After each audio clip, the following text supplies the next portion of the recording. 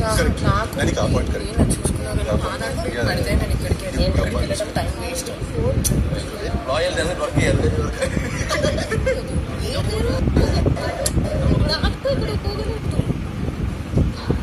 Next 2 times మనకి first rank లేకపోతే మనకి 5 అయిపోయారుగా ఫస్ట్ ర్యాంక్లోనే.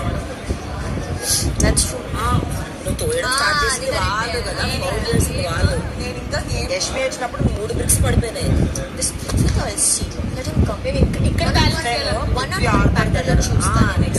గేమ్ ఉంటుంది కదా.